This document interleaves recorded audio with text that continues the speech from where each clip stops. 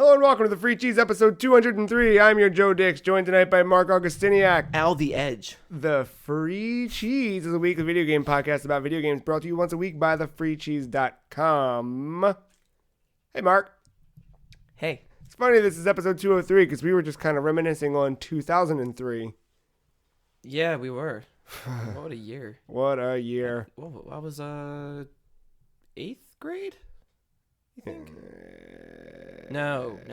You would have been in high school at that point. Freshman. I was in 8th grade. I was growing out my hair and setting my hand on fire and learning what it was to.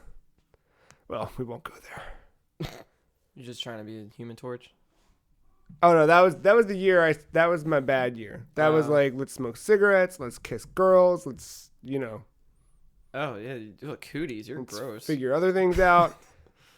The drinking started. Oh wow.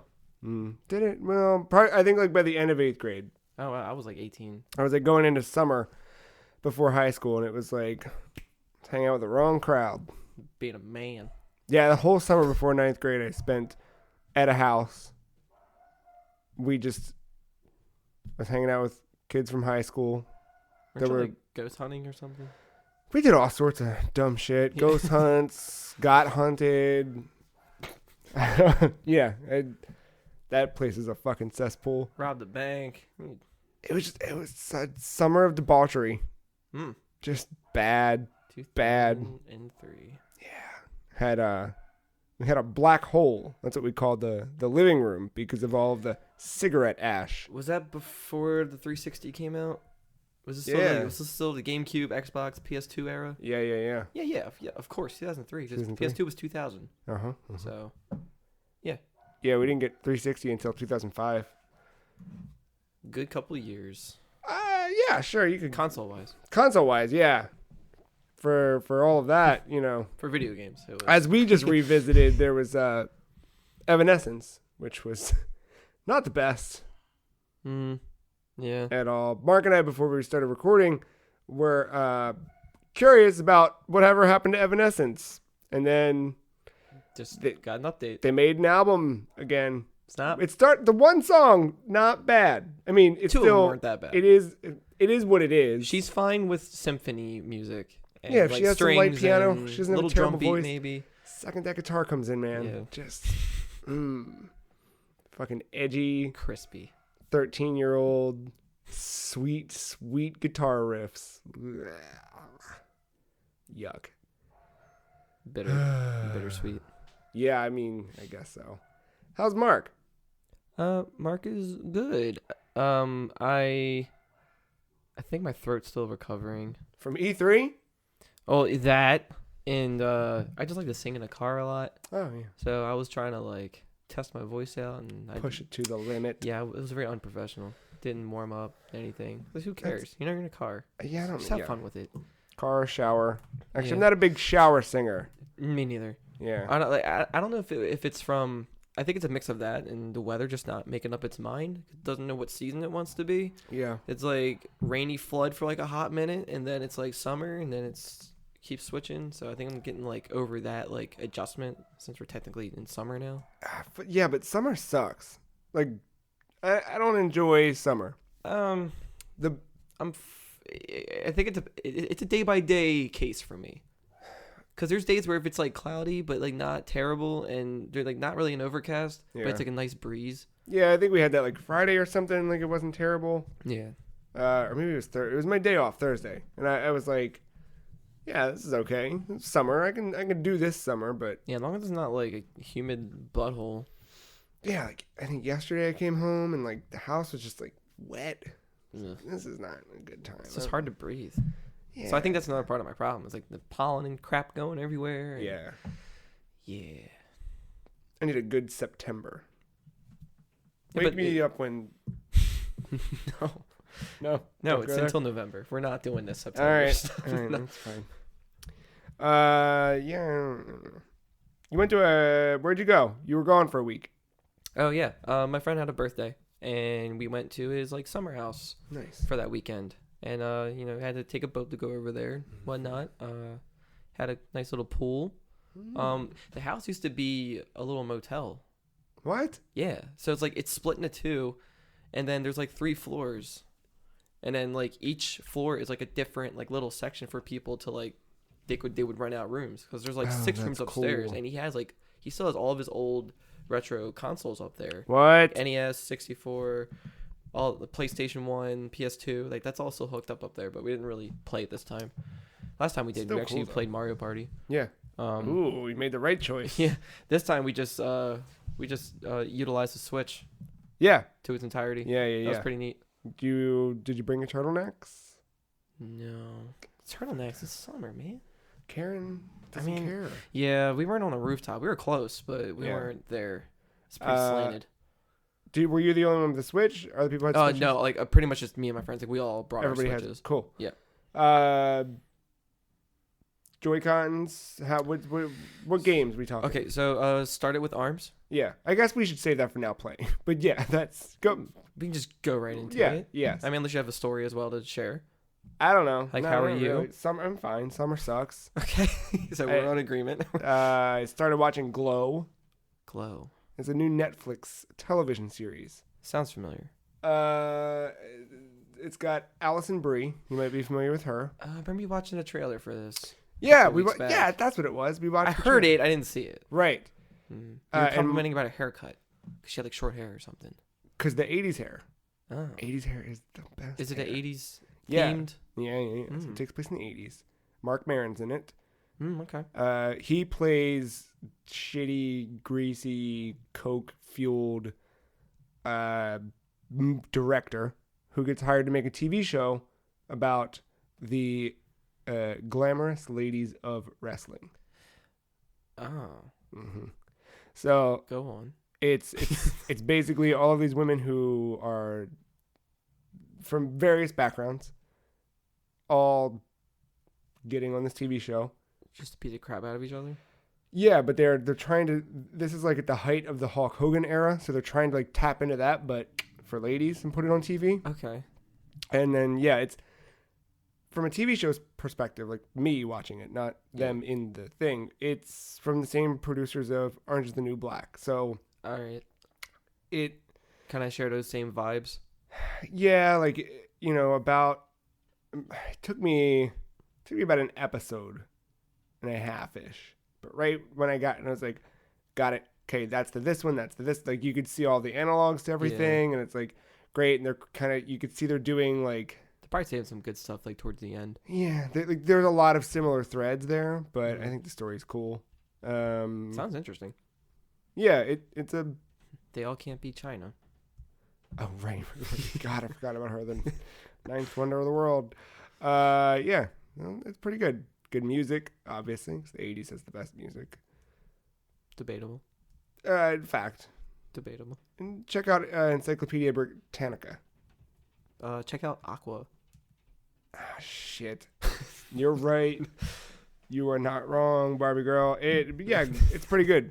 I'm excited to finish that one up. It's actually one where Katie went ahead and powered through the rest of it while I was at work. She's pretty good at that. She's great at that.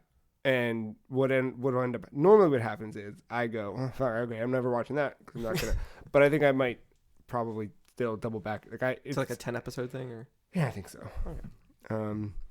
30-minute little doobers. That's good. Yeah, but it's good. Good story so far. I won't go too far. Like, that's the premise of the show, but it's called Glow. Glow. Yeah, right on Netflix. Cool. Fired up. Good. There's a lot of pretty shots. A lot of good colors. Well, I would hope so. Yeah. Actually, like, be glowing in more than one definition. Yeah. But I don't know. I've been paying a lot more attention to lighting recently and things. I don't know why. But probably because of this past month. Yeah. Or no, 2 months. Because it's spring. Yeah, that makes sense. But yeah, lighting's just it stood out to me more. I'm more aware of it. I thought you just said lightning. Not yet. Got plenty to say about lightning. Not quite yet. Yeah, tune in, Matt. Yeah, Matt picked the wrong week to be away. Damn it. Yeah, why don't we jump into Now Playing, where we talk about what we've been playing. So you began and I stopped you, but played a little bit of ARMS. Yeah. Actually did the wireless version, the motion. Yeah, version. me too. It's okay. You Yeah. know, like I don't hate it. Like I can play either way, but I just prefer the controller because I just feel more in control. Yeah, I agree. Katie and I first got it and we were playing it, and she liked the feel of holding the Joy-Cons in the grip better than the Pro Controller. So she was like, I'll use this, you use that. And I went, okay. And it kept registering that as motion. It never registered it as those in the grip. Like I'd take them out, put them back. It just never, it kept trying to have her do the motion control. Were you having the trouble with like constantly grabbing with the motion control? Yeah, well, it wasn't so much that. I got through that. It was something else that kept fucking me up with that. So I was like trying to block or something, and it kept registering as me like grabbing them. I'm not trying to grab you. I'm just trying to do like I'm trying to do like a delayed 1-2 punch. So like you're distracted with the first punch. Yeah. I'm coming in with the other one immediately after. Well, I think the other thing too is like the way they want you to position it is not like. It's weird. It makes sense for the controllers, but for a human body, like for you to like move your thumbs like that because of the triggers being on the sides. Even that I didn't have a problem with. It was more like it wants you. So for example, like to block, it wants you to just tilt your hands. Pizza. Instead of French fry. Right. You want to go inward, and it'll kind of whatever. I kept doing full on X gonna give it to you. I was kind of doing that a little bit. I was doing full on like Wonder Woman. Actually, no. I think I was just completely horizontal. Oh, okay. Yeah. Every time I tried to do that, it would trigger like a false grab or something like that, and I got kind of fucked up. But I liked the feeling of being able to punch. Like I like the physicality of it. Yeah, I like it most in your like ultimate attack or whatever it's called. Where you just beat the shit out of it. Yes. Yeah. Because it's very responsive. It's very fast at that point. It's like this feels more. And it's natural. Good with that, but I don't know. It's not. It's all about the maneuverability. Like it's weird to like tilt both of them like parallel to each other. Constantly, I found is I was tilting my body as I did it, and that made it feel more natural because that made it feel like I was actually moving the character when I move myself. And some characters have like little special perks about them. Yeah, like Mechanica, you can hold in the jump and you just rocket thrust hover everywhere. Yep. And I was like, great, because as I'm hovering, I'm just punching you like 6 times. And then the Ribbon Girl is like a triple jump, I think. Double. Is it double? Yeah. Okay. Yeah. But yeah, the motion stuff I did just because it was stuck in that way, and I was like, okay, I'll just do it. And then we played again, and I was able to get it to work. It didn't. I don't know. It didn't seem to register it weirdly. So I don't know. But yeah, I really liked it with the controller in my hand. Yeah. Better than the motion. Like I had started to convince myself on the motion stuff the week before, and then once I went in with controller again, I was like, oh no, this is way better. It was good to just to like get a feel of it and like, all right, this makes me appreciate the controller more. But it's good that they have the option at least. Kind of like Smash Brothers. Yeah. Agreed. Did you end up buying it? That's my question. Not yet. Okay. My friend had a copy, so we were just playing that. And we went through like almost just about every mode within like 20 minutes. I was like, yeah, this is the game. See, but that's what says it all right there. Is again, I like it, but this is for like a group. It's not the ideal. I feel like it's more for me. If I'm fine with like a single player, just play the campaign or story, or whatever. I like that part. I haven't done any of that stuff yet. Yeah, me neither. But I like that, and then I do like the fact that like now Katie and I have a little like rivalry weekend. Yeah, it's kind of like a 1-2 switch. Like you have a couple games to play for a little moment, and whatever, But if we look, we're doing some loose statistics here, so a little loose and fast math. But think about it this way: I bought it. Mm-hmm. You played it. I plan on buying it.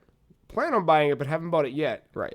He's completely ejected himself from the conversation. I'm pointing to the invisible Matt, right? But he doesn't give a shit. Won't buy it. I'll probably play it over here and there, but doesn't care.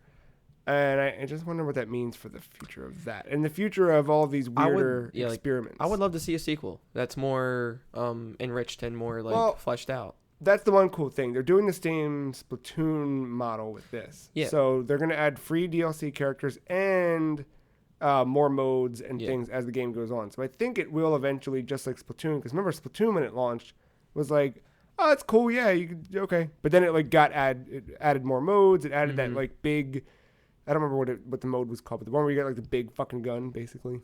Oh, I don't know the name, but yeah, they also had like the weekly rotation of maps and they had a lot of stuff they added in with that, and think ARMS will get a similar treatment. Yeah. I hope that sales warrant enough of. It did actually. Did you see? No, it did well. Okay. So, they compared sales, I think, to Tekken 7 and Injustice 2, and it showed you how much they made in a week for each of those, and I'm sure if it was a week or a month. I don't know the actual like full time frame. Yeah. But ARMS doubled both of them in the same amount of time. Oh, good. Like ARMS is doing good. All right, good. I feel good about that. Yeah, I don't, even if that game isn't for me, I still want weird experiments to come out of Nintendo. I think that what we saw at E3 was a lot of kind of known quantities, now that I think about it, right? Like Metroid Prime 4, we have a logo, right? We don't know anything, but it's something. The number 4 won E3. Like I know. But you think about it, like think about the big things Nintendo talked about, and it's all IP that we know and recognize. It's no new things. Like ARMS is the new thing. There was nothing new, and that's fine. I just hope that next year we do get another new thing. I would like to see them keep expanding the stuff. Yeah, even if it's like something little. Yeah. Like a Box Boy. It doesn't have to be that little, but like, you know what I mean? Just something on like a lower scale that they can just push out and like, hey, Yeah, agreed. Yeah. Like whenever I see games like that, I always see like the potential in it, and then like what it could be in the future. Yeah. So it's like if that's something, that's to me that's something worth investing into. Even if I don't play it much, I just want to give them the money. Like, hey, you should care about this. Yeah, agreed.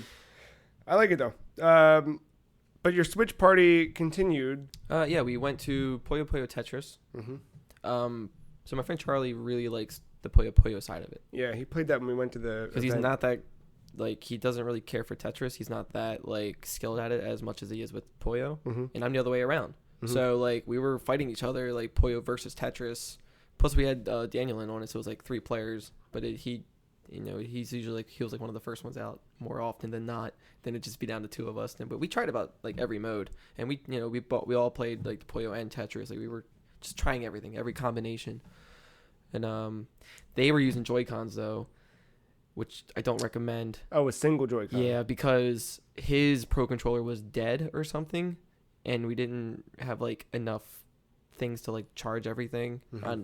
I don't know. But, so I was using a Pro Controller, mine, and they were using Joy-Cons. I was like, yeah, it's kind of hard to use a joystick for that game. Yeah. So I felt bad. I was like, should I use a Joy-Con as well? Like, I feel like it should be an even playing field. Nah, fuck it. But yeah, it was fine. Yeah. We had fun with that. Yeah. And then, what else did we do? Oh, and then we did a bit of Mario Kart. Yeah. So at that point, I let them 2 share the TV, and I went to handheld mode. And just. So I was just playing in my bed. Nice. We were all in the same room. It's like 3 beds in one room. Yeah. They were sitting on the floor running the TV, and I was in my bed, and we were all just playing. And like, they don't like 200cc. I'm not crazy about it either. This is weird because, like, to me, like, it doesn't feel insanely fast. It feels normal. Do you brake? What do you mean? Do you use the brake button? Never in any mode. See, I feel like I have to in 200cc. Like in most racing games, I don't brake. Yeah, me neither. And that's why 200cc is fucked up, because I feel like 200cc to be successful, you have to brake. I also have like, I guess I'm also kind of cheating. I use that smart turn thing. Oh, fuck you. Yeah, no wonder. More than half the time, I forget to turn it off. So I just like, oh right, as soon as the match starts, I'm like, yeah, whatever. But like, so it helps you with like the turns a little bit. But like, that's all 200cc is though, is the turn. I feel like it's not. But I feel like it's not much difference with a car when that's on compared to a motorcycle. You need, because I don't use the bikes that much. You need to turn that shit off and do 200cc. I have done it before, but I haven't felt that much difference. Oh, I slam right into the walls. Every corner, I'm just like... Because I know to preemptively start that before I even get to it. And Double Dash taught me that. The drift? Yeah. Like, even you have to start when the path is still straight. Yeah. But even still, I feel like I'm still... I don't know. I never do well with it. I've got to act in 200cc only. Mm-hmm. I guess it's just F-Zero in me. I want high speed. Yeah, that makes sense. Like 64 Ed, Extreme G. Yeah. Kinetico and PS2. But yeah.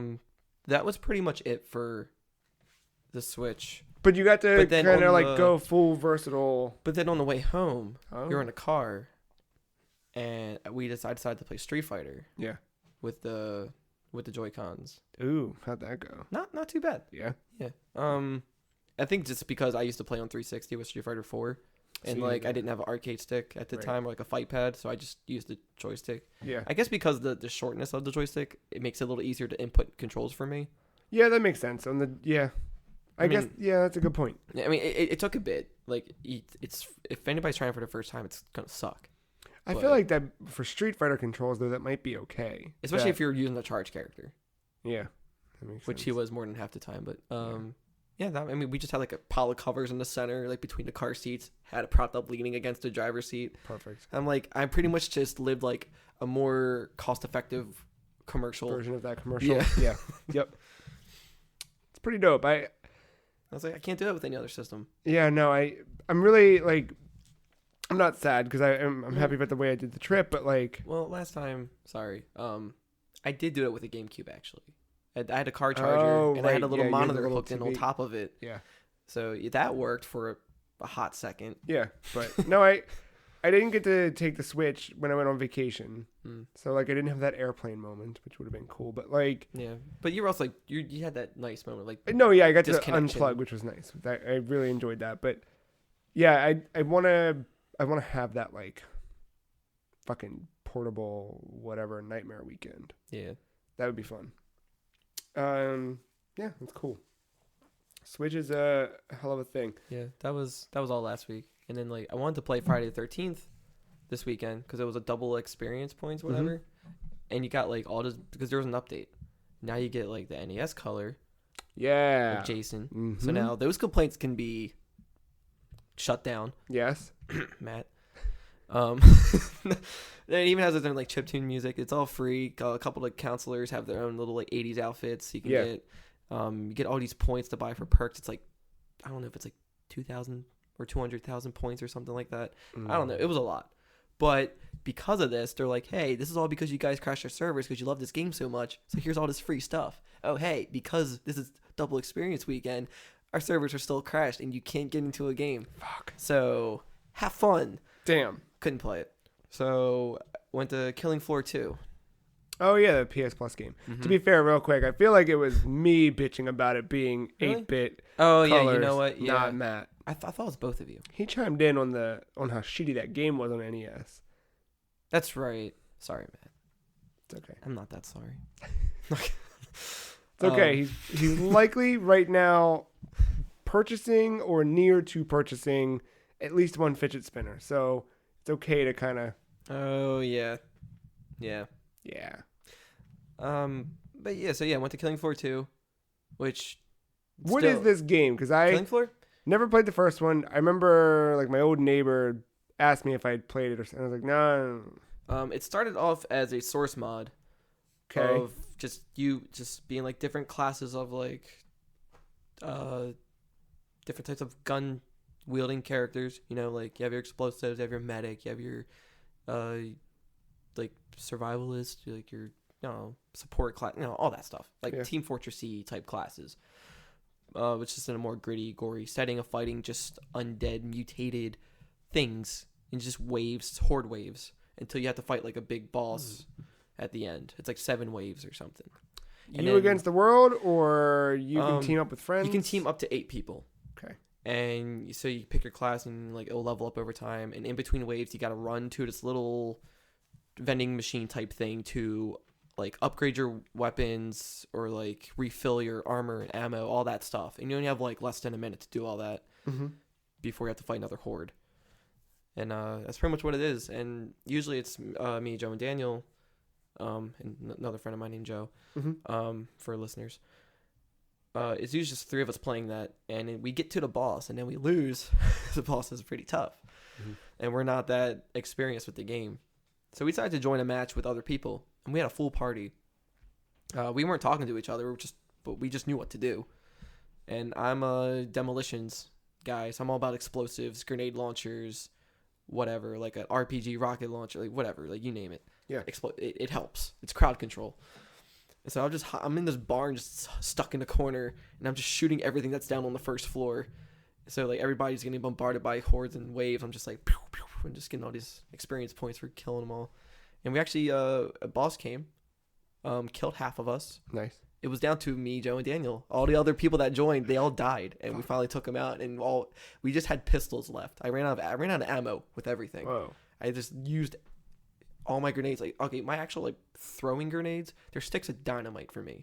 Cool. So like on impact, as soon as it touches them, explosion. Nice. So and yeah, so we finally killed him with just pistol shots. That was left it on that note. Yeah. You don't I was want to like, go that's a back good after note to leave it on. Done. I gotta go. Yeah. And here I am. Should I get this game? I mean, I know it's free, but I mean, if you ever, will I like it? Is my question. I don't know, cause like I don't know if you play those. Like, do you play many first-person shooters? No, I'm in the middle of Wolfenstein right now, which we'll talk about, and I'm like, yeah, got it. Yeah, like I mean, like if it's good for people who play games with their friends a lot on. Yeah, I don't do that a at console. all. So that's. I mean, they have like an offline single player mode, but don't do it unless you're like a high enough level. Don't do it. Yeah, for anyone else out there, I mean, it's free. Why not? Yeah. I just. And then I played a bit of an indie game today from the Steam sale. So it was like $5 called Creepy Castle. Oh yeah, you show me this, and I need to buy it. Yes. Yeah, it's by Nicalis. Is that how you say it? Nicalis. They're publishing it. The developer I forgot who the is developer something. I'll pull it up. But it's like a very simple version of like a Metroidvania game. Mm-hmm. You're this moth who is inside of this big creepy castle, and you're fighting enemies in various ways. Sometimes it can zoom into duels where it's like little mini games, like WarioWare-esque type inputs. So it's like it's simple in that sense. Has a very lighthearted story to it, like the lore, because you find diaries throughout the castle by various people who lived there. Doptera. Name of the developer. Yeah, and that's like usually I don't care about lore, like finding lore like that in some games, not all of them. Like if there was like a Skyrim game or something, where it's like you find a book and it's like 7 to like 20 pages of whatever. It's like I don't want to do this. But this game does it short and sweet. Yeah. Like one room, this guy, it wasn't a diary, it was tablets with engravements of poetry. And then you find another diary in the next room, and it's like, so I can't stand my roommate because he's made out of plasma, so he can't sleep. He doesn't need sleep or something because he's just full of energy. Mm-hmm. And he can't write in books because he'll burn the paper. So he has to engrave his poetry into these tablets. And you find out that he can't stand it because he makes so much noise and he won't be quiet. Then like find another book 2 floors down where it's like, man, they put me down here with this switch to flood the entire castle. What is this? Gonna drown me in my sleep? I want to be up there with all these other guys. I heard they got some nice poetry going on up there for free. It's not even like written in books yet for everyone. You get like free exclusive access to that. You have a guy like growing plants. The guy that's growing plants actually was trying to cut vines away from his room because they kept growing and taking over his room. He hated it. They built like all of this into this. And it's a little simple thing. They're like, these guys up here are having so much fun when they're actually miserable. And he wants to be. Cool. But it's just little stuff like that. And like the items you find, everything has like a little tongue-in-cheek like humor to it. Like you can find different food to eat to like replenish your health. Yeah. One of them was a shrimp. And the subtitle for it was like, I can't eat this. It's staring at me like right in my eyes or something. Or if I find a bagel, it's just shouting bagel. It's like bagel. It's like, all right, yeah, eat that one. But yeah, there's like little secrets and whatnot. Yeah, this seems pretty cool. Yeah, like it looks like a mix between like a NES game or like a DOS game. Yeah, and you mentioned earlier you can kind of. Yeah. There's a lot of color palettes you can switch through to, and like the movement of the character you can kind of switch between like very like Atari looking to like NES smooth movement. That's really fucking cool. It's really cool.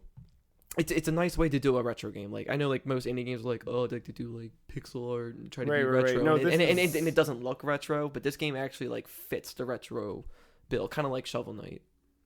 But I would say a little more simple than Shovel Knight. Yeah, it's very like aesthetically. I am pretty buying good soundtrack it right now. Wait, gift? No, not a fucking gift. It's for me. Gifted to myself. Purchase for myself. But yeah, that's a Mark game. It is, yeah, definitely a Mark game. But I have to mention one of those. I like it. It came out Halloween last year, like officially. So it's still pretty fresh. So hopefully it gets ported because it's only on PC right now. Yeah, I'd like to see it on Switch. Yes. Actually, and I think there's a Shovel Knight cameo. That's perfect. Yeah, that's all I need. Yeah, that game looks really, really cool. No, that's me. You played some Wolfenstein 2 in the last little bit, right? Yeah. It's been a while though. I didn't play it like this past week, but the week before, I touched a little bit of that. So I won't tell you where I am then. You're probably further than me. But Yeah, I did save somebody. What do you mean by that? I saved an old friend. Got it. Okay. So you made it. Yeah. Yes. I have about like 2 chapters left in the game. I'm like at the. Yeah, I don't know what that is for me, like in terms of progress, but I feel like I'm like almost approaching a halfway point. About halfway. Okay. That's fun. I'm really enjoying that. It's just like I don't have to think. It's just like a simple shooter, but it's like it's done well enough. It's done really, really well. Like in terms of controls. I mean, the AI is stupid as anything, but this is where I'm kind of conflicted, and but I don't know if that's a difficulty thing. I don't know. It's something about it, right? So I just talked about not really playing first-person shooters. So I kind of approach this game differently, and as I'm playing through it, I'm like, yes, it's a first-person shooter. Mm-hmm. I'm holding a gun in first-person view, and I'm shooting people. But it's really a puzzle game when you break it down, right? You enter a room. The room is laid out in a certain way. You scan the room, and you go, okay, there's guy there, commander there. If I piss him off, he's going to call more guys in. So how do I sneak my way through here, kill him? Or if combat does erupt, which points can I go to? And you have to kind of like solve each of these little mini puzzles in each room you walk into.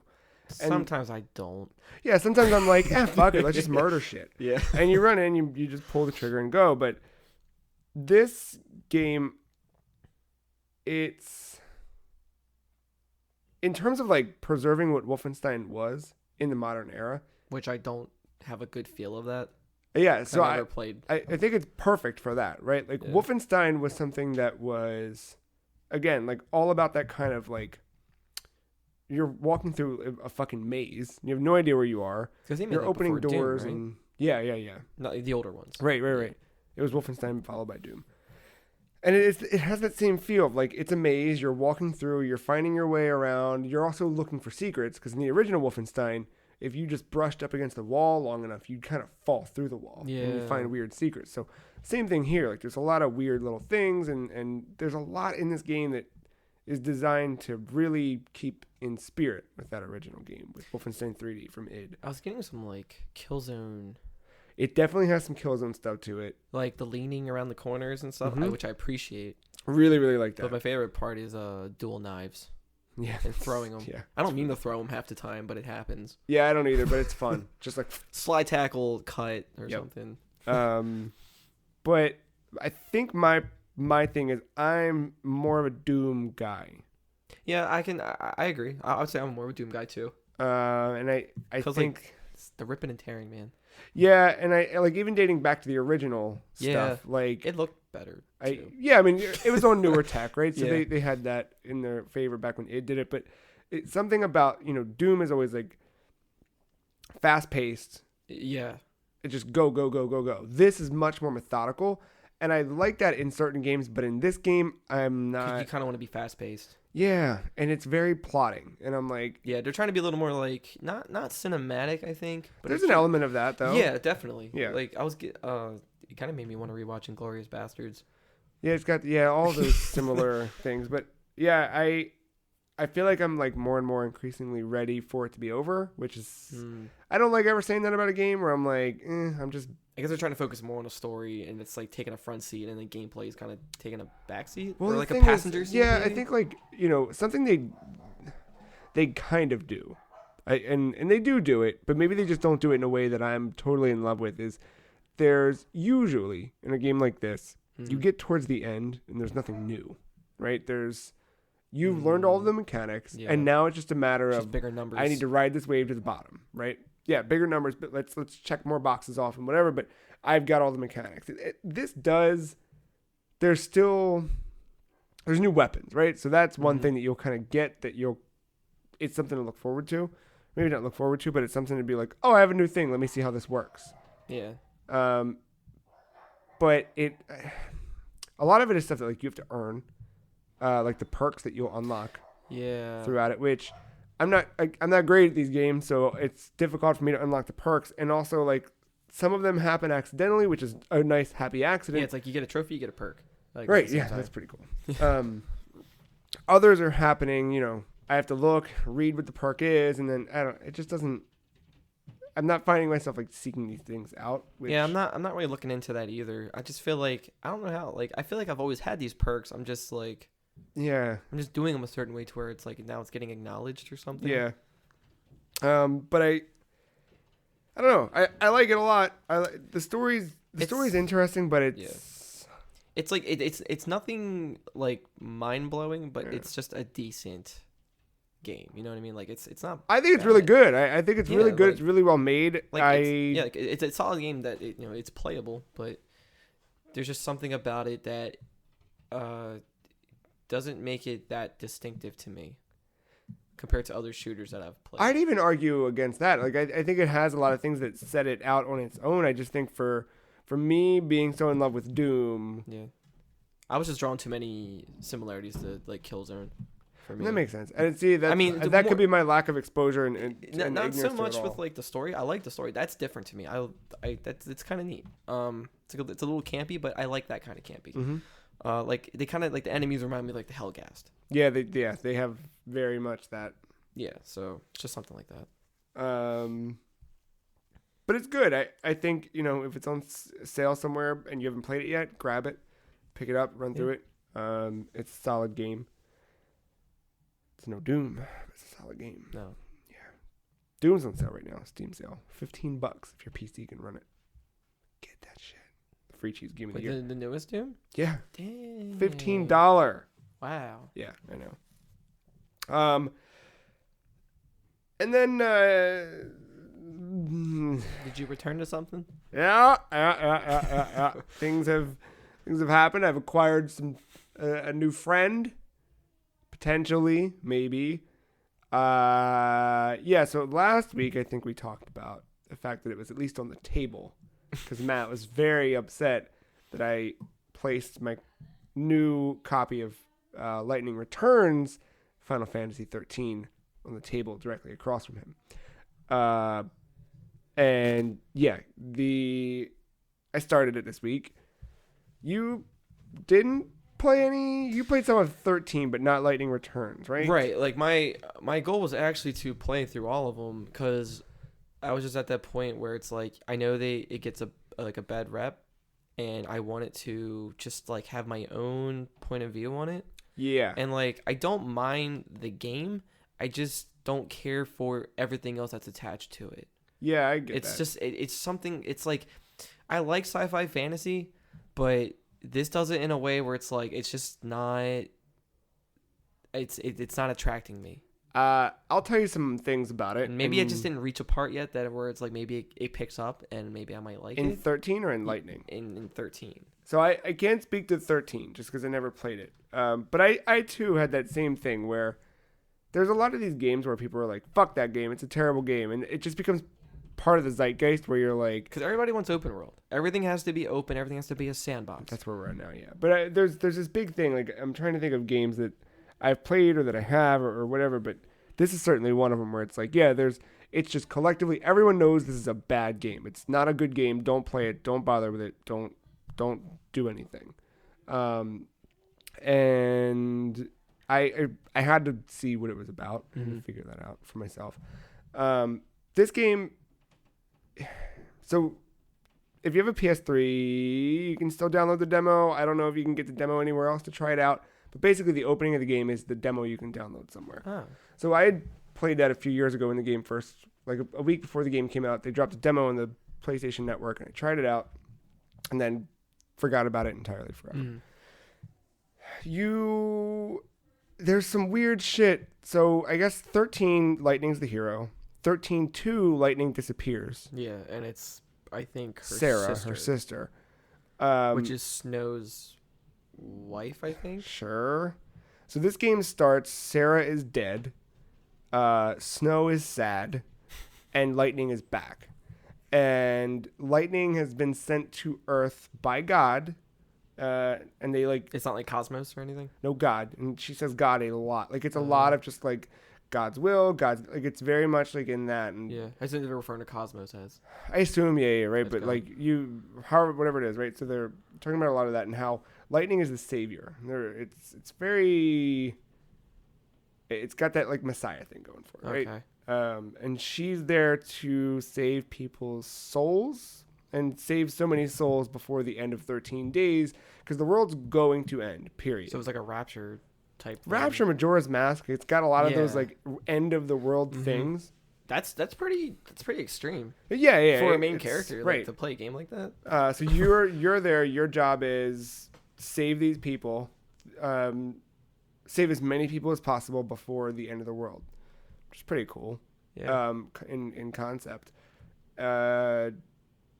So far, so I've learned a little bit about the combat in the game, and then a little bit about the story, and then I've started to take some steps into the main quest, which is cool. So, in terms of the main quest, that's kind of what's driving you, is saving people before the end of the world. You have 13 days. The way the game kind of plays out, there's a hub world called the Ark, Okay. and you travel to the Ark at the end of every day. You have to be back there by 6 a.m. I don't know what happens if you're not back there. I haven't fucked with it yet. You're punished. Right, something. But you have to return before 6 a.m. and sort of just check in. There's different ways you can turn back time, but it's all, at a cost. Like there's I haven't explored many of those, but you can. There's a time travel portion to this. Oh yeah. Oh boy. I think like I haven't gotten too deep into it, so Okay. I don't want to say definitively, but Okay. like there's something where you can manipulate those things, but it's not like.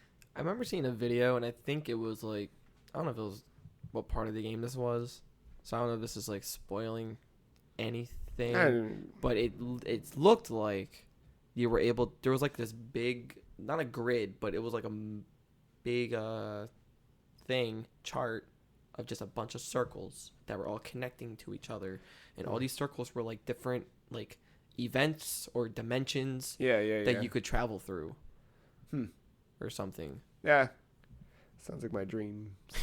yeah, that sounds right along the lines of where I'm headed. It looked pretty overwhelming. Yeah, the game has a lot going for it. Where to kind of like throw yourself into it is, you're like, oh shit, okay, here I am. I gotta, okay, what's happening? I kind of want to see how she got to that state, because the first game you're just like a simple like rebel of some kind, and then you die, and it's like, what happened when you died? And then the way they made it seem is like she just kind of sat in a coma for a while. Like she was just. I just want to know what happened on like her side of things, like what she was experiencing. like out of body, like. Yeah, I don't know. I don't know if they go into that in 2 or if they go more into it here. Then I haven't seen it yet, but so she, that's kind of the main thing. And then there's side quests along the way, and side quests will give you other things. Who's the dude with the purple hair? Purple hair. I haven't seen. Every time they showed a trailer, it showed like them two being like back to back or like fighting, or like I don't know if they're friends. I don't know. Oh, it's just some dude in armor. He has like purple hair, goes down to the sides very long, and he has like a headband or something. I haven't seen him yet. Not that I think. I don't know. Maybe he's mean. I don't know. We'll find out. Combat in the game is what's really cool and customizable. So most RPGs, right? You're wandering through wherever. You're gonna find a new sword, a new shield, a new whatever. And you'll get better versions of those things along the way, and you can min-max yourself until you have the best version of yourself. Okay. With Lightning, it's all about different outfits, or schemata, they call it here. And you combine different pieces and weapons to create different schemata, which are different like preset layouts. Okay. That alters your stats. It alters your attack. And different stats and different things like that, and what types of abilities you can use, what types of magic, what types of whatever. And what's cool is you can equip up to 3. So as you are playing through a normal battle, you have the different face buttons on the controller each perform a different type of attack. One's block, one's physical attack, one's magic attack, and whatever. It's like real time. Yeah, so it's active, or it's an action thing. Not all the way like 15, but because that's like right in it. But this you have free motion. You can move around. That's different already. Right, you can attack using the thing, and you can tap to just sort of slash away, or hold to do like an automatic attack over and over again. As you do it, you do have an active time bar. So it is ticking away. At the end of it, you click R1, Lightning changes the schemata. So she's wearing a different outfit. You have a brand new ATB bar, and you have different set of attacks. So you're just changing outfits mid-fight. Mid-fight that give you different attacks, and then in the background, your other bar is refilling itself. That's weird. It is weird, but it's cool in practice. It's like you do a punch. Hold on. Take shirt off. It's like, and it's funny because I haven't paid too close attention now to even realize how it's kind of happening, like the animation of it. But this is like a Sailor Moon transformation. Yeah, I think it's just like a white flash, and then she's just different. But if only it was that easy. Yeah, but that's been pretty neat. Like I haven't acquired too much because I'm maybe an hour-ish into it. Okay. But even I did a side quest. And completing that one, I got new clothes. So it was like, okay, I could go there, see what the stats for this are. It would give me a different attack, and I could change that up. Really cool. It's good to finally like do it, know what this is, and get myself kind of invested and see what's going on. Let's get it out of your system, see if it's something worth investing more time into. Or it's funny, like in the last. It's probably been, when did we do our RPG story? Cover story. It was like 2 Novembers ago. Oh, man. Maybe? I don't even know. It's been a little while. Yeah. When did we... Shit. I don't even know. It's been a little bit. But whenever we did, Critical Hit was the name of the cover story we did. I kind of talked about Final Fantasy and how I had always had this weird relationship with it, because when I was a kid, my only exposure to it was a friend of mine who wanted to play those games all the time. And as you know, they're very single player focused. So it was a lot of me just sitting and staring and being bored, as he was so into it. But he'd be into it because he had played for 12 hours before I got there. I get there. He wants to play for another. I'm only seeing these like snippets of this bigger story. And to me, it just seems like a boring fucking game. Everything I'm playing is fast moving. It's Mario, it's Sonic, it's action, it's platforming, it's jumping, it's, attacking enemies. This is like walking with, and remember, like back then, all of the map, the field stuff is all really, really low res, low poly, whatever. Very simple. And you're kind of wandering through the field. So it looks bad, and it looks like it's not fun. You're just kind of moving around this circle. Then randomly things pop up and you're in battle. The battle's not like the battles I'm used to. You're just kind of like, attack. Okay, it's not doing anything. Doesn't how real fights work? You don't don't wait turns. It never like grabbed me. And then with the PSP Go, when I got that, I spent a bunch of time like in doctor's offices for whatever the fuck. I think I had a lot of like, that was when I got like my tonsils out and whatever, something like that. And in all the waiting rooms and shit, I was just like, I need something to do. So I bought Final Fantasy Origins, PS1 Classic. Good choice. That had 1 and 2 in it, and I played all the way through 1 for the first time. It was the very first one I had played, and it was just like, oh, this is good. I think that was around the time I admitted I never beat a Final Fantasy. When we did that cover? And I still haven't. Oh, shit. Yeah, that was my first one. It was probably like 2012 was the first one I had like fully gone through. And then I went through 4. And then I've like, I think at that point I've only dabbled with a few. Like I've put my hands on a lot of them at this point. Yeah. 6 I'm almost at the end of. 7 I've tried. 8 I've seen. 9 I've played a bit of. And I'm like slowly getting there. Yeah, I'm kind of like I've played most of them, but like I don't know, something that just happens where I just stop caring. Yeah, like It's- that happened with 15. Like nothing really. I don't know what it is. Like I'm not attached to the characters really. The one that's still is most impactful to me is 7, but I don't really care enough right now to go back and play it. I like 4 for its story. Yeah. I think that's pretty neat. I like 6, not only for its story, but just how it looks. That's my favorite kind of fantasy. Where it's like industrial. Yeah. Kind of, that's probably why I appreciate 7. Yeah. 8 never touched. Don't care. Yeah. Nothing against it really. It's just not for me. Yeah. I appreciate 9 for what it stands for. Mm. Because it's like a callback and it's nice. Yeah. Like, to me, that's if Final Fantasy had a definition. I think 9 and like 1, it's like something along those lines. Yeah. Then it jumped up to 15, and it's like I like it, but now that I've reset it, my freaking PS4, I don't, and my save is gone.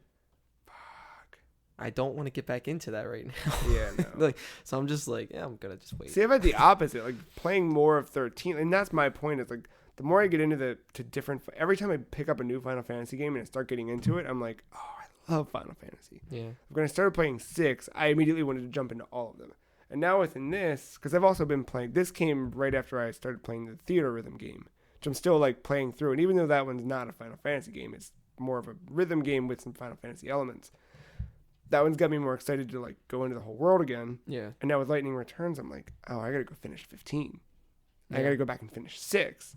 I gotta start 7, and I'm like all over the place. I think by the time 7, like the remake comes out, I'll probably get more hyped to play those games again. Yeah, that makes sense. Just right now, mentally, I'm just not there. It's a huge investment, very very huge investment. But yeah, it's been fun. I like it. That's good. Yeah, good old RPGs. Summer's a good time for that. Rocket propelled grenades. Cool. Well, why don't we take a break? We'll come back and do a quick round of show and tell, where we talk about some things that we found interesting in the last week. Be right back.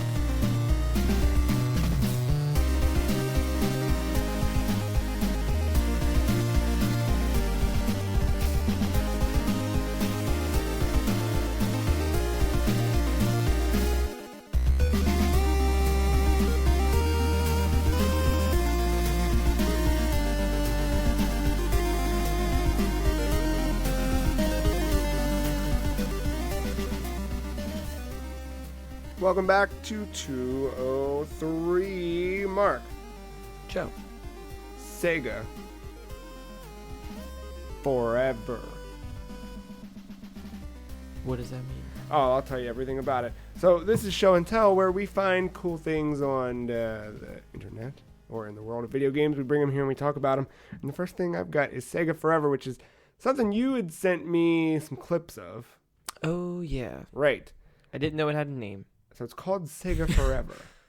And what Sega's doing is taking every game they've ever made, seemingly, putting them on mobile platforms with full controller support, and they're just bringing the ROMs over. They're not manipulating them. They're not changing anything about them. And yeah. So How's that going? So, there are 5 games out now. They are... The way they're doing this is, it's free. Okay. Okay. With ads. So you pay to get rid of the ads? $1.90. And I don't know what the prices are for all of them.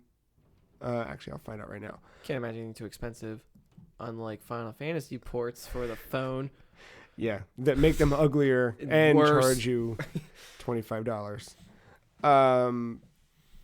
But so for example, I downloaded what do you call that game? Sonic the Hedgehog, and I know that, plumber. yeah, so I bought Sonic the Hedgehog, and it is if you play the ad version, the free version of the game. Basically, you hit start, watch a quick ad. Even before starting the game? I think. I might be wrong. Maybe I'm an asshole. I don't know. But you get in. I can see it happening. Like Potentially. But after you play through Zone 1, ad. And it's not like an ad. It's one of those fucking ads that look like you're playing a game. So tries to trick you into clicking on the wrong thing so that it'll open. I didn't do it because I'm smart, smart cookie. But yeah. Do you like that there's a free version with ads? I do, because there are people in the world who, for some fucking reason, think that's a way to enjoy content. You know, for them, it's whatever.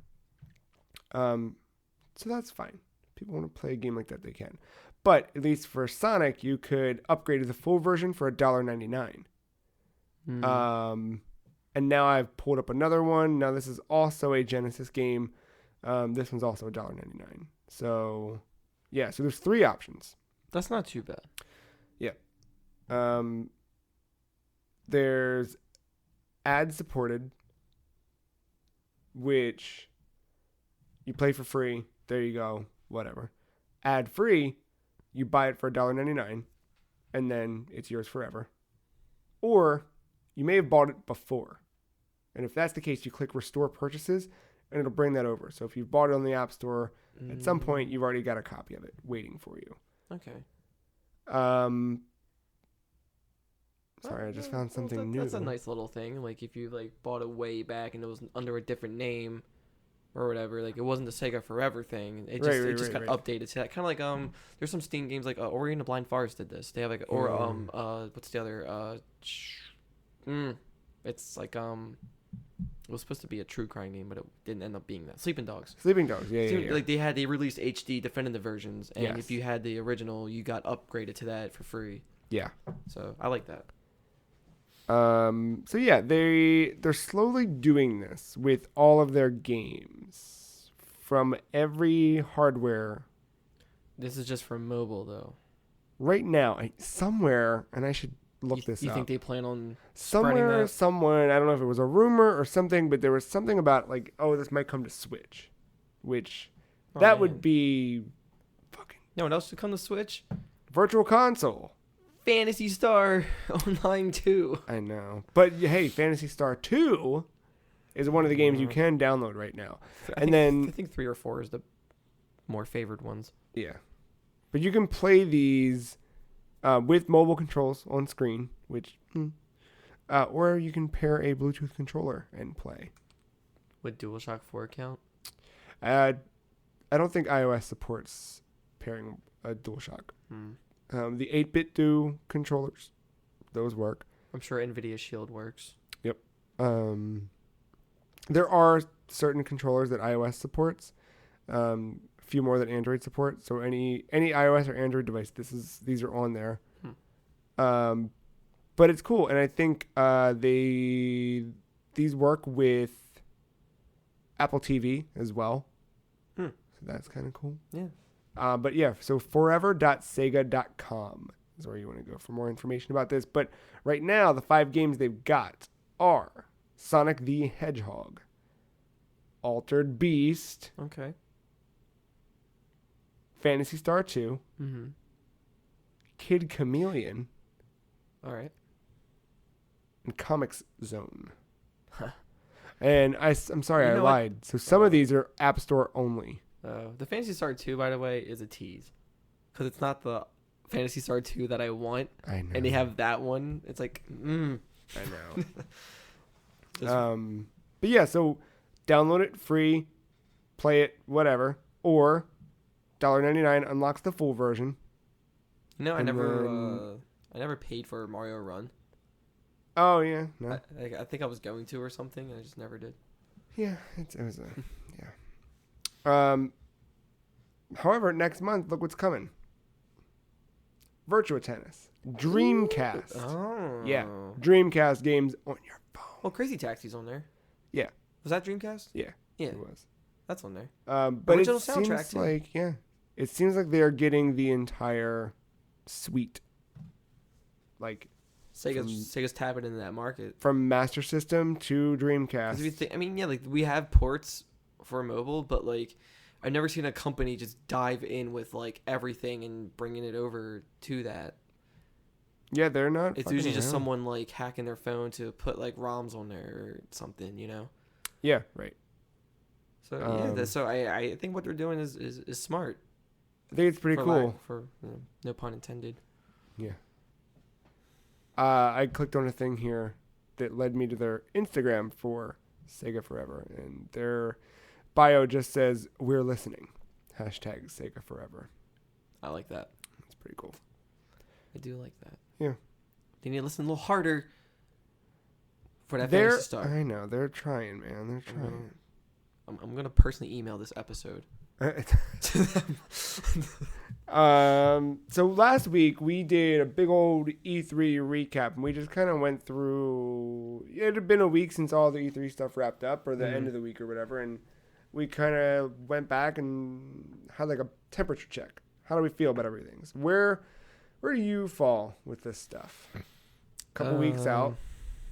How should I go about this? Did you go in order of press we kind of conferences? did, yeah. Well, we ignored the publishers, so we just went console manufacturers. So Xbox, how do you feel?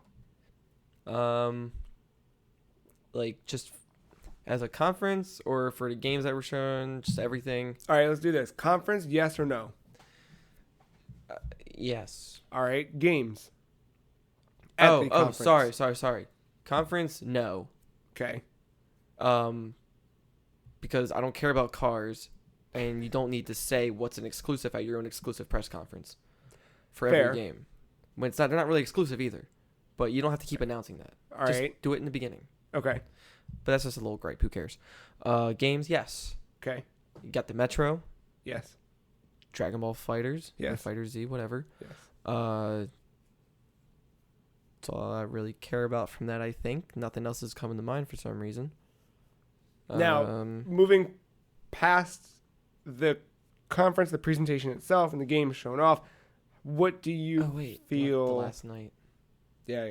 Definitely the last night. How do you feel about Xbox as a brand for you? Are you I kind of like where Xbox is going. okay? Only system I ever owned was the 360. Okay.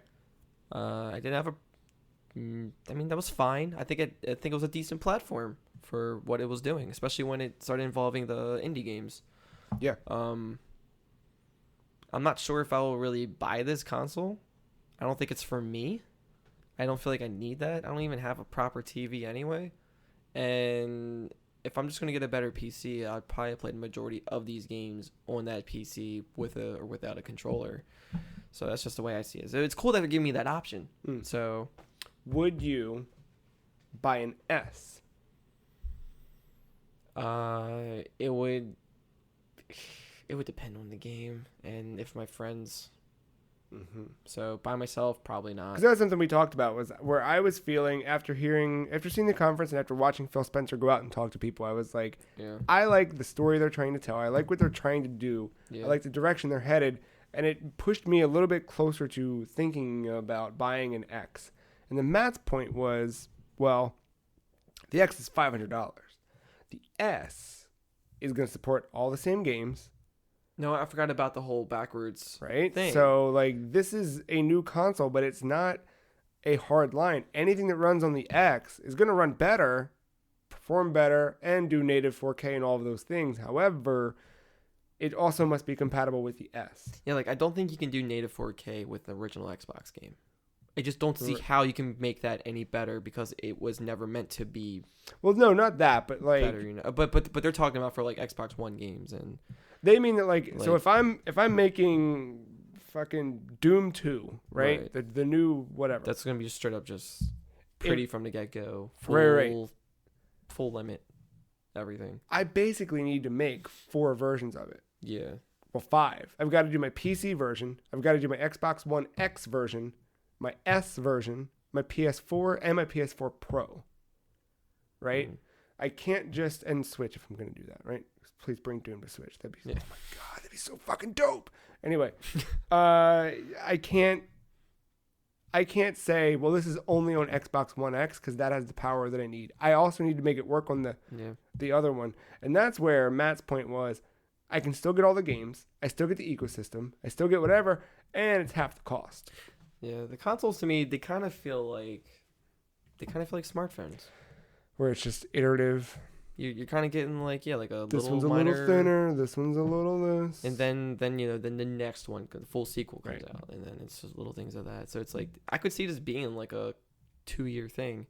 And then we get the Xbox 2. Yeah, it's just for them just to get money until the next console comes out. Like, it's an effective strategy probably. But yeah, I really don't care about getting the console. I like it. I don't have anything against it, but I'd rather just get a PC. To be honest. PlayStation conference? Yes, no. Okay. Scrum and Bodies. I liked it at first. Ah. Reflecting on it, I think they put too much into it. Okay. Games, yes or no?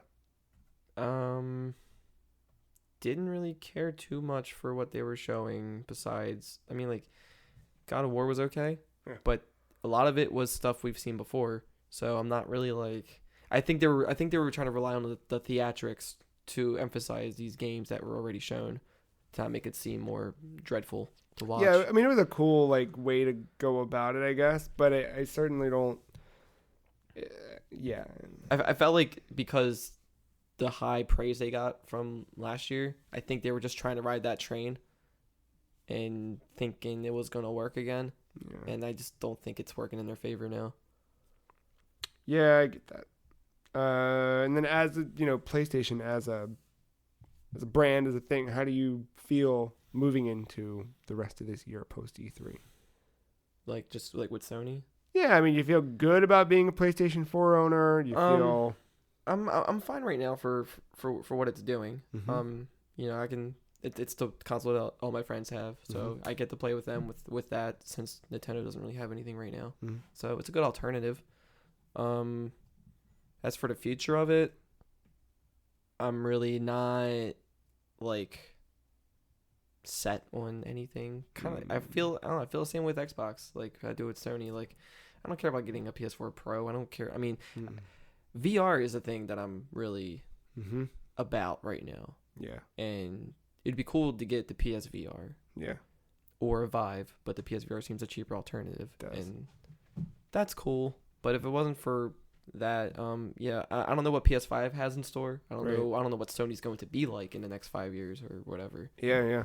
But right now, I mean, I'm okay. I'm content. Okay. And then Nintendo. The presentation?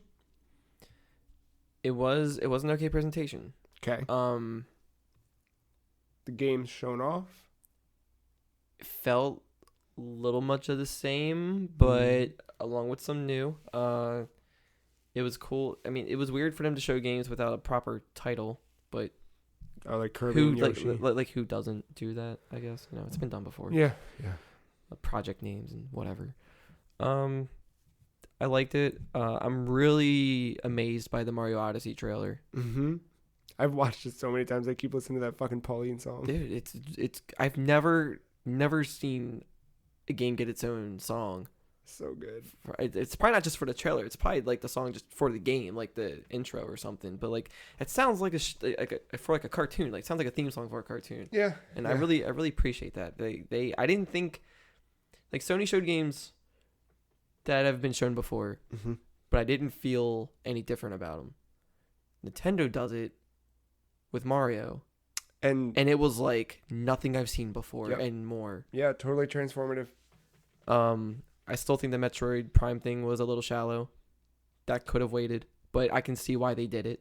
But because to me, when you just show a little title like that anybody could just make in like 2 minutes or something, I feel like it's not actually being developed just yet. They're just saying this to like calm you down, and now they're gonna start working on it. I feel like it is. I think it's going. I think because I think a lot of the focus was on that 3DS game. Yeah, they're pushing that one because that one's coming soon. I think with Metroid Prime 4, a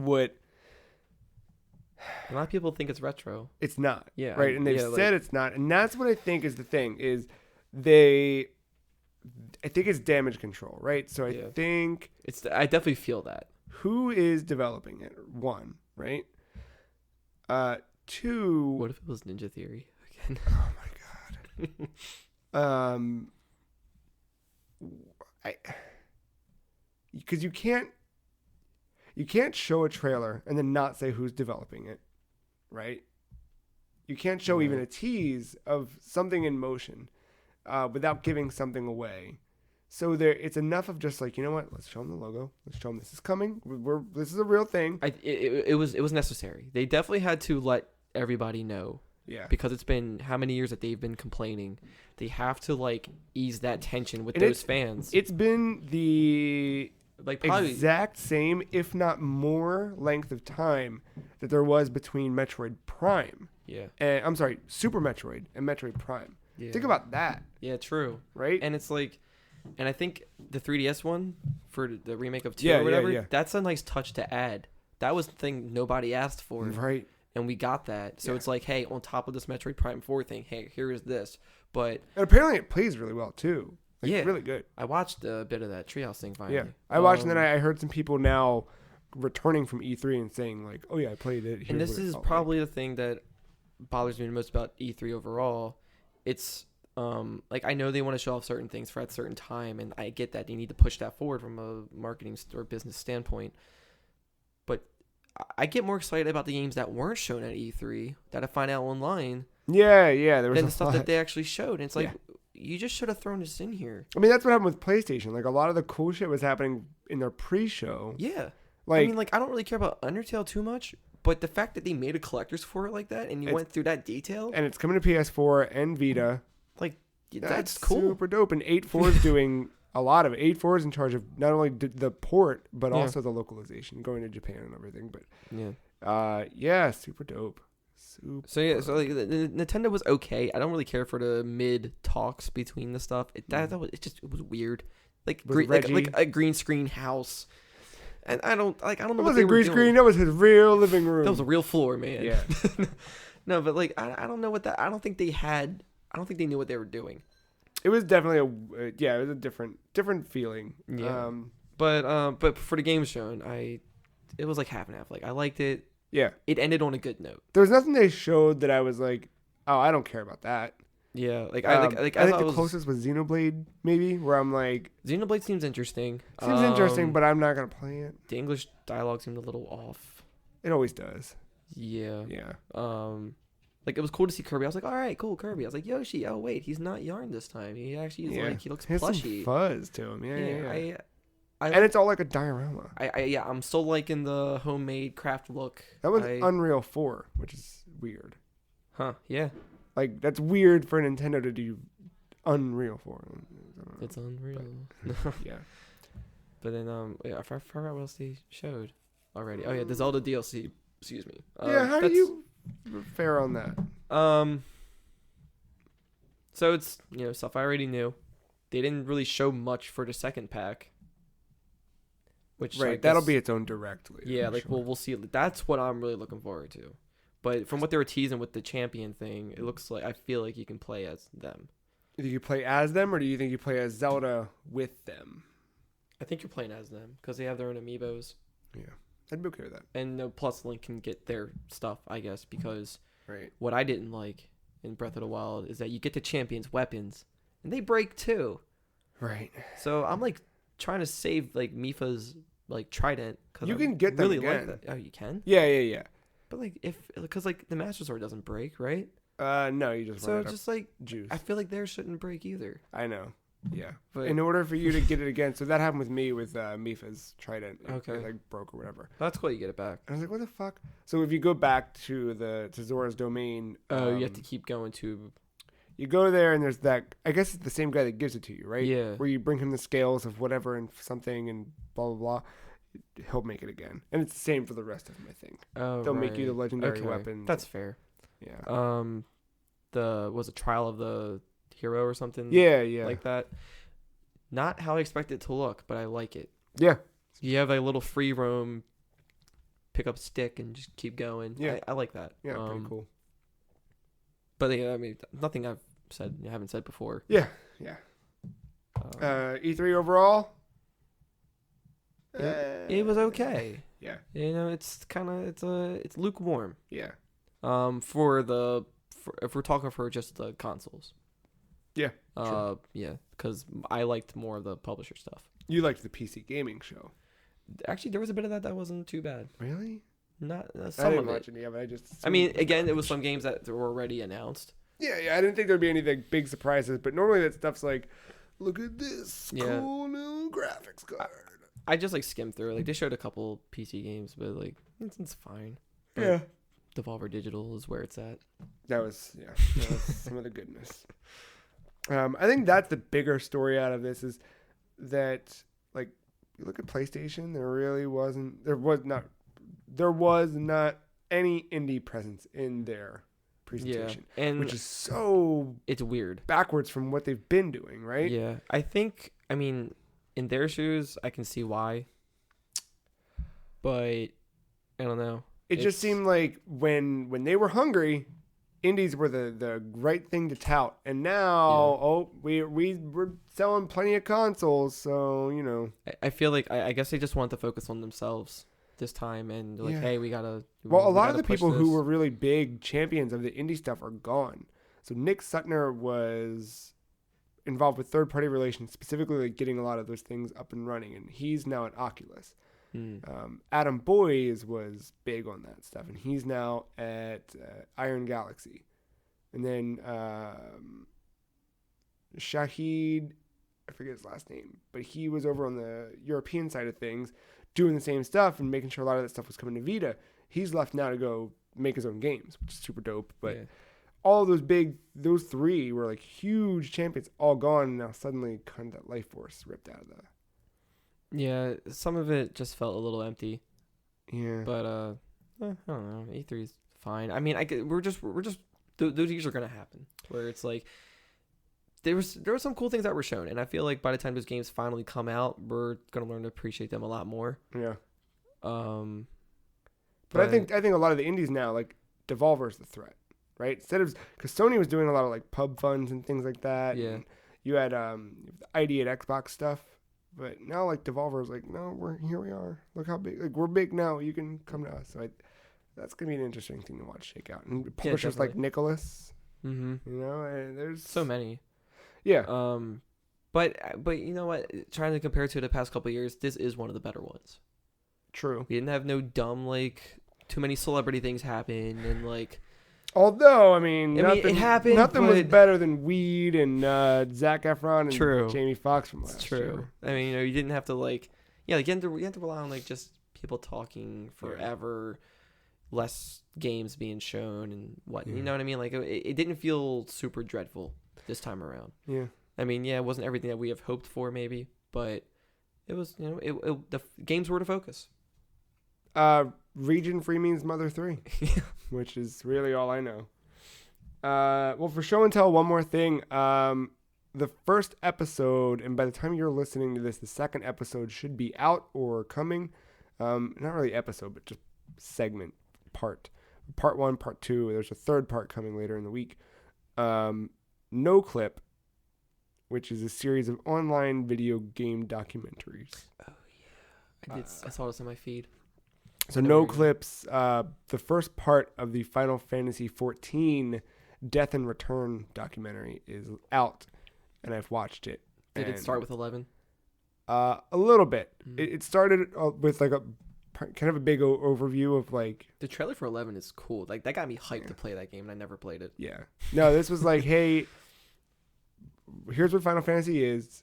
Here's an overview of what the story was, and here's how it came to be. And yeah, they started with 11 because that was really where the original directors, I think it was 2 directors together, they were like, well, we worked on 11, that worked, let's do the same thing again but prettier. And they kind of built on what they did with 11 to make 14.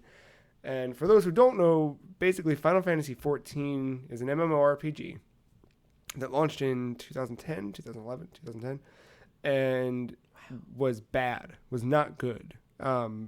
Really bad, like really, really, really bad. Brand tarnishing, like bad game. And then Square was kind of faced with a decision. Do we try and fix it, or what do we do? And what they ended up doing was secretly they worked on that game, patching it to make sure that players who were playing were like sustained, but then secretly built a completely brand new MMO in the background without anyone knowing. Hmm. And then this is fucked. I didn't know this part, and they haven't talked about this in the documentary yet, but I think it's coming in 1.0 in that version of Final Fantasy. Before they launched the second, the good one that's now like, because now Final Fantasy XIV is vibrant, huge, the number 2 MMO in the world, right? Wow, really? Yeah. Wow, I didn't know that. It's fucking crazy. But in the first game, the moon slowly got closer to the Earth. And they had this whole fucking cataclysm, apocalypse event in the first game, and the servers went down and then came back up as 14 A Realm Reborn. And it was all about how They pulled a Majora's Mask. But fucking for real, in front of like millions of people. Like, Here comes the moon. it's fucking crazy. So yeah, part 1's up, and part 1's a little bit of insight into like the launch of 1.0. Oh God, what happened? How do we fix this? Oh, we're fucked. Wow. And that's kind of what episode 1 is about. And then episode 2 should be up. And yeah, it fucking really, really fascinating. And I've kind of always wanted to be that person who played games but only invested in one. yeah, But at the same time, I don't want to be that person. It's weird. Because, like, it's simple to just, all right, I can pay monthly for just one game and whatever. But then consoles change, platforms change, things happen. Yeah, I love the idea of it, though. I will throw this out here once. To 1, watch the documentary. Yeah, I plan on it. Definitely. But 2, when you do, if you're dumb like me, and I know you are, watching it is going to scratch some itch in a weird way or create a new itch you didn't know you had. Mm. And when the time comes, if you are considering trying it. 2 of my friends already play it. Great. So it's already bad. Because I sent it to Sandeep, and I'm almost.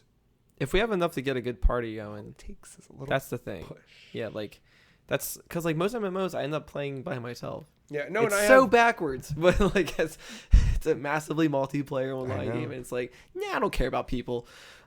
No, but I have 2 people at work who play it as well. Mm. And the one guy, Billy, he's been constantly, since he's been playing, like, dude, you gotta try it. Dude, you gotta play Yeah, it. Dude. and I heard about, like, the class changing, like, how easy that is and whatever, but, like, I don't know if I'd want to do that. I mean, here's my thing. I just want to be a dragoon. And this is what I talked about this with one of the girls at work who plays it. And I was like, how am I supposed to balance it? Because it's an MMO, like, it's a fucking investment. So with my attention span, 2, with the volume of things that I'm constantly kind of running through just for us, for this, and for my own just tastes. Like, I'm always kind of like, I need to get a new thing. Like, how do you sustain that? And she said flat out, like, if there's a day where I get home, like, 9 o'clock, like, I'm not going to play. I've got to make sure I've got hours to commit. That's how I feel with a lot of games. Yeah, and it's why I've been neglecting Zelda for so long. Yeah, I don't want to shortchange it. It deserves better. Right, I want to be able to dive into it. So, I don't. It's something to consider. It's something I'm really. Yeah. But you heard about Stormblood, right? Yeah, I showed you the trailer. But Samurai. And monks and. Samurai. That's Mark class. Yeah. Yeah. I'm all about that dragoon though. Yeah, that makes sense. Yeah, I don't know. We'll see what happens at the end of this documentary, how I feel. But I'm feeling really like I kind of want to do it. I mean, there's like a free trial, I'm sure. So, every MMO has that. Let me share a fun fact with you. And I play WoW here and there. Back when I first got my PS4. Oh, you did your free trial already? Kind of. You remember this story? No, but I just figured. I had considered this because it was after A Realm Reborn came out. I can't remember if it was PS4, maybe still on PS3. And I was like, okay, I'm gonna try it. People are talking about it. It seems to be an exciting thing. I'll jump in and at least do the free trial. Downloaded it. And the download was pretty sizable. I don't remember what it was at the time, but I remember like having to clear out some space on my hard drive for it. It took a while. Mm-hmm. This is back when I was still delivering pizzas, so I think I did it before I left. Came home, and It was downloaded. Cool. Let's fire it up. Had to install.